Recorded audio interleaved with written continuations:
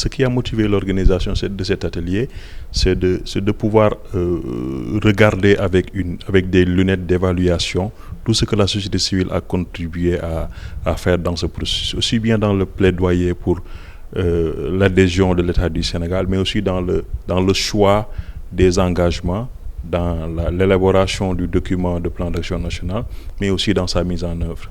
Donc cela fait qu'il y a une contribution essentielle de la société civile aujourd'hui qu'on essaie de capitaliser, donc qui a aussi permis de constater qu'il y a des succès, mais aussi qu'il y a des défis, qu'il y a des challenges qu'il y a à relever. Donc en gros, donc la contribution de la société civile durant ces 3 dernières années ou ces 5 dernières années dans le processus PGO, donc c'est ce qu'on essaie aujourd'hui de regarder et de voir qu'est-ce qu'il y a lieu d'améliorer, qu'est-ce qu'il y a lieu, et s'il y a lieu de se projeter, comment se projeter et sur quels axes se projeter. Le partenariat pour le gouvernement ouvert, comme vous l'avez dit, gouvernement ouvert, signifie aussi une ouverture de la gouvernance, une meilleure communication, que le citoyen puisse se sentir au cœur de ce qui se fait par l'administration. Mais aussi pas seulement qu'on l'informe, qu'il soit proactif. Mais il faudrait aussi déconstruire cette logique de l'administration qui consiste à cacher, ou cette culture du confidentiel aujourd'hui qu'il y a à déconstruire.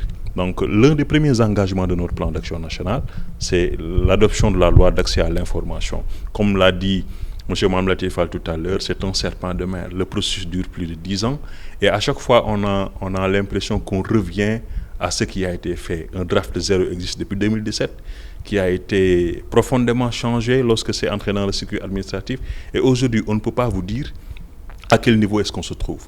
Il y a un certain nombre il y a eu un atelier de capitalisation où le draft aujourd'hui qui se dit être dans le circuit administratif a été partagé avec les membres du comité national PGO, avec beaucoup ce qui est très différent du projet sur lequel nous nous étions accordés avec la société civile. Donc pour vous dire que à chaque fois il y a eu des rebondissements, et ça c'est en partie dû aussi à l'instabilité institutionnelle qui est le premier facteur de blocage. Le deuxième facteur, c'est qu'on sent qu'il n'y a pas cette volonté politique d'avoir cette loi d'accès à l'information, parce que nous on estime que avoir une loi d'accès à l'information n'est qu'un premier pas dans le processus de transparence. Et donc, pour y arriver, il faudrait aussi que la loi respecte les standards internationaux. On ne peut pas aujourd'hui faire une loi ou avoir un draft qui consiste à dire oui, on a une loi d'accès à l'information, mais on vous renvoie à des décrets. On a une loi d'accès à l'information où il y a beaucoup plus d'exceptions que de droits. Donc, c'est sur ça qu'on attire l'attention aujourd'hui, et le plaidoyer a déjà commencé avec les membres de la société civile. Donc c'est aujourd'hui une occasion de mettre un focus là-dessus et de nous projeter sur les futurs plaidoyers, les futurs axes, comment y arriver pour qu'on ait une bonne loi. Le blocage est déjà l'accès à l'information. Dans l'accès à l'information, je m'explique, c'est que dans le processus, on ne communique pas. C'est comme si l'administration essayait de faire les choses en secret pour avoir une loi d'accès à l'information qui est censée faire une divulgation maximale. Je vous donne là le principe 28 de la déclaration de la Commission de l'Union africaine sur la divulgation maximale sur l'information. Aujourd'hui, l'enjeu dans le monde, c'est d'avoir l'information. Vous voyez, lorsqu'on parle de diffusion de fausses nouvelles, lorsqu'on instrumentalisation, c'est plutôt, tout tourne autour de l'information. Et le seul fait aujourd'hui de dire qu'on va avoir une loi d'accès à l'information, ça donne plus de droits aux citoyens qui peut aujourd'hui venir voir un administrateur pour lui dire mais est-ce que je peux avoir telle information sur tel contrat, sur tel décret, sur telle affectation de terre, sur telle désaffectation de terre, si l'information n'est pas confidentielle. Nous en convenons. Cela aussi profiterait aux journalistes ou aux chercheurs dans ces investigations d'avoir la bonne information.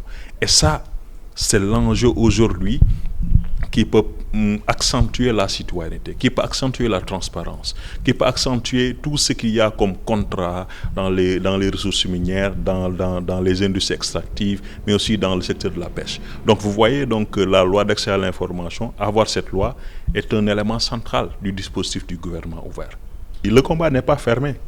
Le combat n'est pas fermé. Nous lançons, comment dirais-je, nous ouvrons la perspective et nous appelons tout le monde à nous rejoindre nous nous appelons, nous sommes proactifs, nous sommes ouverts à voir toutes les recommandations, à voir tous les acteurs pour faire le combat.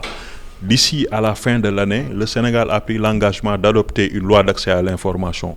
Nous faisons aujourd'hui le plaidoyer que le projet de loi qui existe aujourd'hui et qui a été partagé ne prend pas les préoccupations de tous les citoyens et qu'il convient que tous les acteurs se mobilisent aujourd'hui, fassent les plaidoyers au niveau de l'Assemblée nationale et fassent un très grand bruit là-dessus pour que tous les paramètres soient pris en compte et qu'on adopte une très bonne loi d'accès à l'information.